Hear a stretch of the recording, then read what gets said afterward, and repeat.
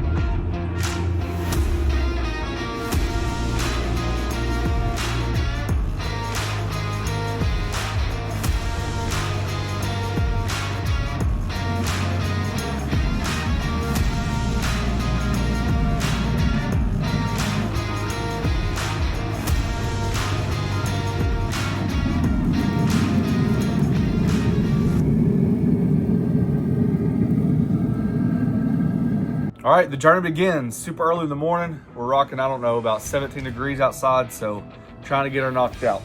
We have a 8-pound pork butt. We're gonna do a binder of W sauce, a little mustard, and you guys know that we like that, what we call the AP all-purpose Texas rub.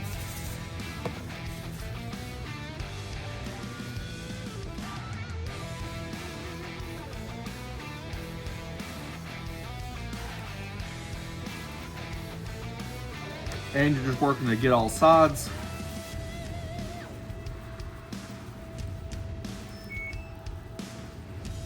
Try to keep that top raw, naked.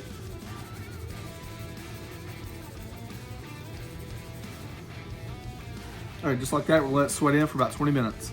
And we got the meter block set up, so we're gonna be rocking that today. We're just gonna probe it right in the middle. And let it do its thing, just like that. All right, I've got the Traeger rocking about 260 degrees.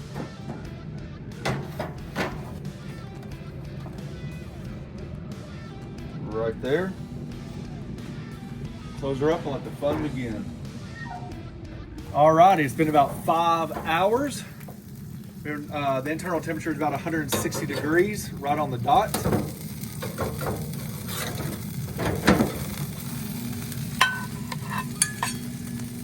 Not bad with color. Fat's starting to render, some nice color. Looking pretty good. Alrighty, let's see. We have some pads of butter down. I've double lined my aluminum pans because one of the times I did it, you work so hard to create so much flavor. You skirted across the grates and it ripped and I lost all my juices. Never again. Raid my daughter's stash of juice boxes. About half a box full. Just a little moisture.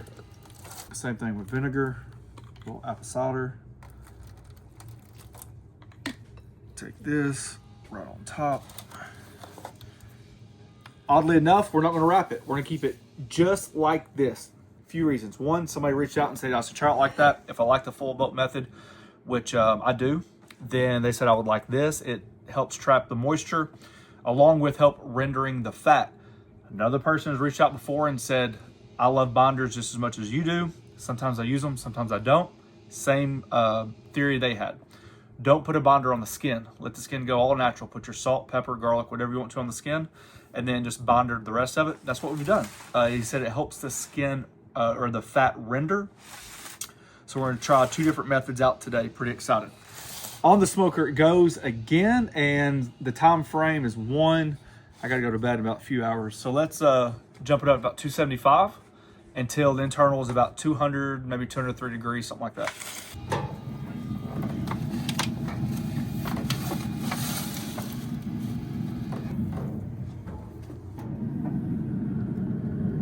Oh yeah. Just like that, we've hit the magical 200, 202 degrees. Look at all that sauce we saved, that juice. The natural renderization of the fat of the pork. Renderization? I was just going to say, that's a... Alrighty, so now we're just going to let it cool down. Let it cool down to about 160 degrees, hold in the oven, and then it's actually a lot later than what we anticipated. I'll be able to hold it overnight, and then tomorrow, once the sun comes up, we'll be able to refilm and or start filming again and get it pulled. It smells amazing. Not bad at all. I actually like this. So this is the idea. The idea is you to collect all the juices, which is flavor. I do understand that after X amount of time, smoke doesn't necessarily penetrate the meat after 3, 4, 5 hours. But I truly do believe you can't help but think that it helps darken it up, which is visual appealing. The bark gets a little bit set longer. You don't lose as much bark because you're keeping it open versus foil or paper. And if it does add more flavor, it adds more flavor. But I do think it helps render that fat a lot more. I'm excited about this one. It looks amazing. This might be our new method. I mean, look at all that flavor. Golly. All right, see you tomorrow. Whew. Alrighty, the next day it's been about 12 and a half to 13 hours, probably the longest I've actually ever held a pork butt. But you guys know we rock that little bitty oven, countertop oven. What's it called? What's the brand? I don't know. It's got a warm feature. Breville. Yeah. Is it Breville? Breville. Smart oven, maybe? It's fantastic. So, had in there overnight about 155 degrees. Looky there. Looks like fantastic color. Look at all that juice in there. Whew. Oh yeah. I don't think we're having any problems with this. Look at all that dang juice. You know that I know. You know those beef sandwiches that we used to have in Chicago, or that we had, where they dip it. We've been doing the same thing with pork. Look at all that stuff. That's what you should do. Yeah, who needs a dang bun? Pulled pork French dip style. Yeah, I don't think this is the problem. I really like how the fat rendered. Oh yeah. Takes that smoke a little bit. Good pork. Let's see. Man down. Oh yeah. Oh yeah. Give me some of that sauce. Sauce. That's good. You guys ever made one of these with that? I hate to say it. It's dang good. A little pickle, a little jalapeno. That's been our go-to lately for Just pulled pork. I don't even use barbecue sauce anymore. Just the Arby's sauce, and I'm good to go. But that sauce right there, fantastic. Tender. I really, really enjoyed this method. Well, there you go. My first pork butt on the brand new Traeger Woodridge grill. I want to just dip in that sauce right on a bun. Dippity-doo. And that is a good one for me. And before we go over the features, I just want to put this out there on a silver platter. I did get it for free. Traeger reached out and said, would you be interested? Absolutely. I just feel like since it's been so new to the market, why not? So it's not going to change my opinion one way or the other. Actually, before you even get here, I've already developed my opinion because I already cooked on it. And that's why we wanted to change the way we did reviews, because instead of just open the box and explaining to you what's in it, we want to have experience to bring to you guys. And after all the cooks that we've done on it, I'm confident. So it doesn't matter if it was free or if I bought it. The results of the pork butt, the salmon, the chuck roast, you guys can see that for yourself. Traeger has unleashed, powered up, and it's super exciting, a whole new line of grills, pellet smokers. The line's called Woodridge, and they're going to have 3 different varieties based on options and price points. You guys can check that out We have the original Woodridge right here. It's the base model. Typically in the past between the Flat Top King and our new channel Pellets and Pits, I would just like unbox it, show you the overview, and then wait till the first cook. I said, the heck with that idea. Let's try something different. Let's get all these cooks on there. I've had it for about a month now, about 2 months. And we got tons of cooks on there already. So I have so much more experience to give you guys and thoughts behind the madness.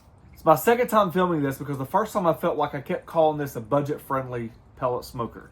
I kept trying to like demean the idea that it's an entry-level style of smoker. I have my Ironwood XL and I could not be happier with the product. I've had zero issues out of it. I like the size. I like the smoke flavor. I think it competes right up there with the highest pellet grills that I've had. So for Traeger to introduce a lower price point grill, I was skeptical. What are you sacrificing when it comes to price? Lo and behold, after multiple cooks, and really watching my wording correctly, because I didn't want it to seem like you're sacrificing because of price point. You're not. They have done almost a complete overhaul of the Pro Series. They've taken several key features I think that was successful with the Ironwood and brought it over to the system, along with making it a complete system or new system on the inside that I'm going to show you guys. So since this is my second time doing it, this is what I truly feel like. Are there things that you're going to sacrifice price point wise? Yes, we can get to the 3 levels of what they offer. But the one thing you're not going to sacrifice is flavor. And I want that to be first and foremost. And I think that's what I missed when I did it the first time. Just because this is a cheaper model that Traeger's came out with doesn't mean that you're sacrificing all the things that you would love about Traeger. I think they just give you the options. The idea like buying a car, right? When you go to buy a car, some have heated seats, some don't. It still gets you to point A to point B. Sometimes when you upgrade that car, you get a little bit smoother ride. And I think that's what Traeger gives you. The build quality is there. The options for you'll see a little bit later are there. They didn't break down the price and break down the model. They recreated from ground up a whole new design with better features. They've included technology in here without sacrificing. And that's what I like about it. First things first, you notice that we have a large pellet hopper, 24 pounds, so it should fit your average bag of pellets in there. We have Traeger pellets in there right now. So you've got a little quick guide start system right here. You guys can see that. The one thing putting it together, as you guys know, that when you deal with Traeger, first of all and foremost as a parent, you get those awesome boxes, right? Minimal waste. If you notice in there, everything's done by cardboard or plastic bags. They really pack that thing like in a way that's it's fun to get out and box. When it comes to grills, whether it be griddles or smokers, I'm trying to not bring my other channel into this, but it's just so hard because it's experience. Traeger really does a fantastic job, and I honestly feel like it's probably one of the best boxed systems that comes to the front porch. From instructions, the detailed instructions, how the equipment is packaged for each step, it's almost foolproof. If my wife can do it, you can do it. If you notice right here, we have a little container. It's for your thermometers, little odds and end pieces you can put right there. I like the idea because once this is shut, it keeps it out of the weather.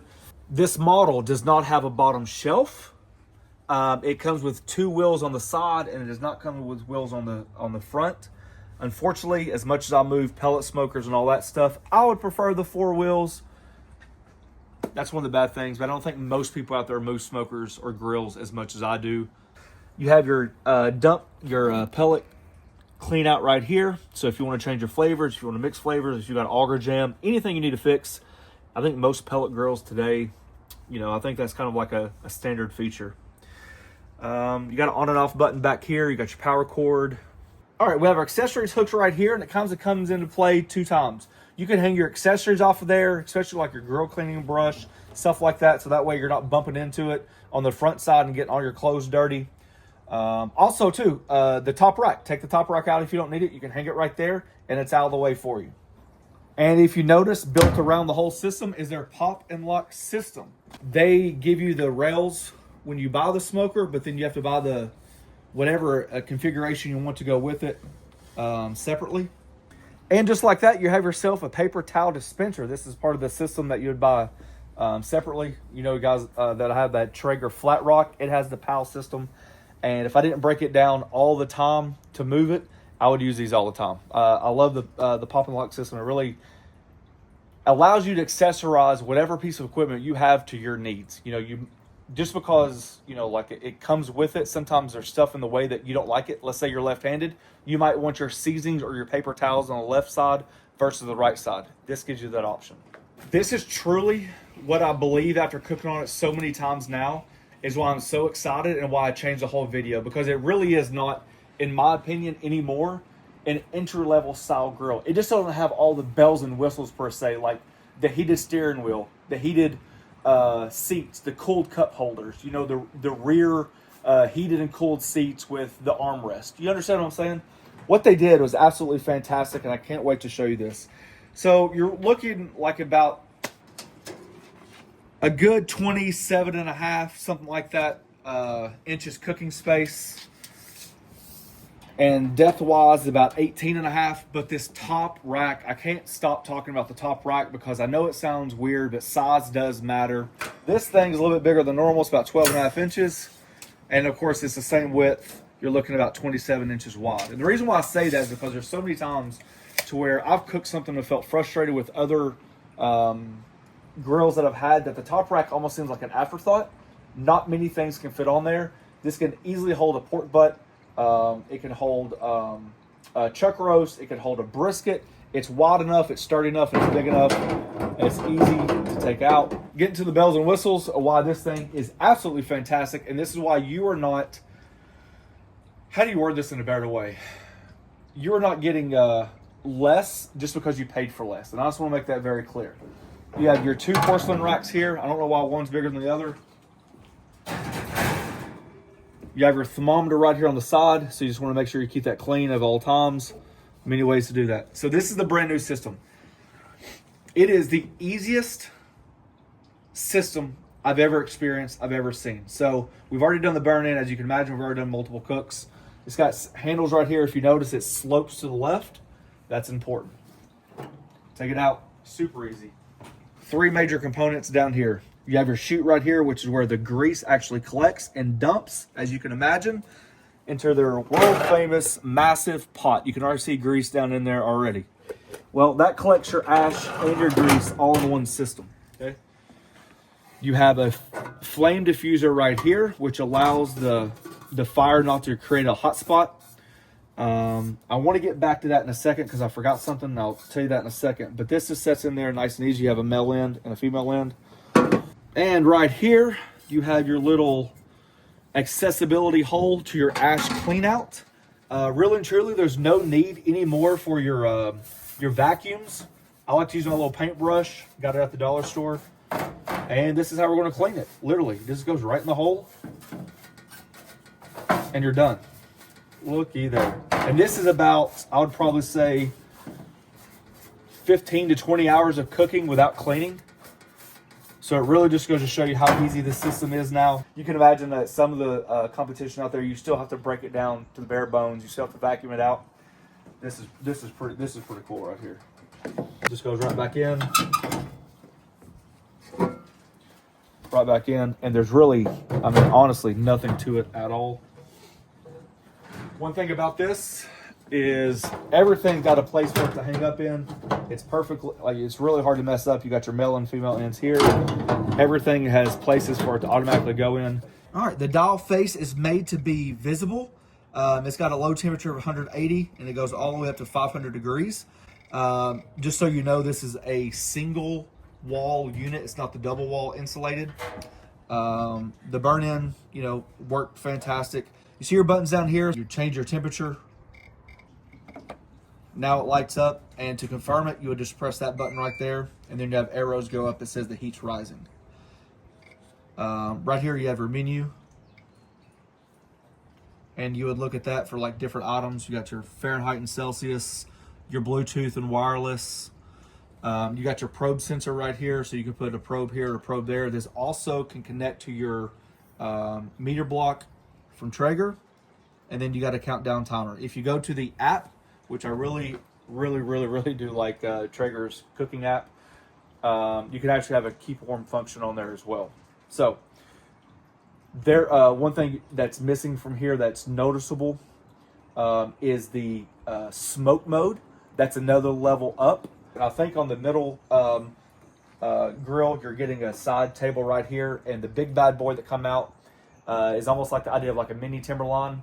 It's got all these features, plus a smoke mode, plus there's another feature, and it's got an induction top as well. So kudos to Traeger. I think they knocked it out of the park. For $7.99, I do think the value's there. I think the construction's there. I think the smoke flavor's there. Like I said, I compare it to the Ironwood, and that Ironwood to me is almost like a Cadillac. It's smooth, it's consistent. There's been no problems. It purrs, and great smoke flavor off of it. And I've put this right up there with it. We've been cooking in the winter so far with snow. There's still snow on the ground. And for the single wall insulated, it might work a little bit harder than my double wall, but I don't know it. You know, the temperature stayed pretty fluid. Smoke seems to roll at a consistent pace, and you don't really get like these up ticks where there's like just a plume of smoke, and then like these times where there's no smoke. So there you go. There's an overall quick look at the new Woodridge. Pretty excited to cook on it. There's a couple more ideas that we have in store. Whether it be, we've already done salmon, we've done pork chuck roast, we've done pork butts, we've done briskets on here, and looking more cooks. Maybe a steak, something like that. What do you think? Like a steak? I'll never turn down a steak, There we Big go. Daddy. As always, thanks for watching. Don't forget to press that subscribe button, pound the notification button, share with your friends. Peace.